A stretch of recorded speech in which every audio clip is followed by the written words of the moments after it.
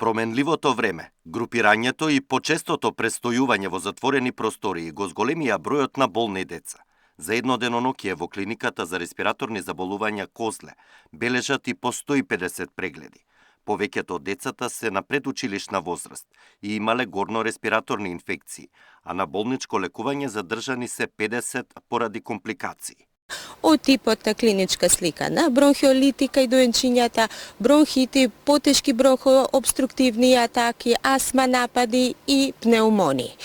Останатите дечиња кои што доаѓаат во поликлиничко амбулантски оддел се најчесто дечиња со горно-респираторни инфекции, па можам грубо да кажам дека 80% се дечиња кои што имаат горно-респираторни инфекции, кои што се со подклиничка слика на некоја лесна, умерена фебрилност, температура, болки во мускули, во зглобови, малаксаност, болки во грлото, течење на носето. Тоа се најчесто причинители на овие горно-респираторни инфекции, риновируси, кои што се најтипични во овој период. Имаме и ентеровируси. Иако периодов во клиниката имаат зголемен број на прегледи, не детектирале грип, а многу малку случаи имаат и со РСВ вирусот, поредко изолирале и бактериски инфекции, најчесто во грлото кај децата. Педиатрите од Козле апелираат родителите да не ги носат децата веднаш на клиника. Да не се плашат родителите.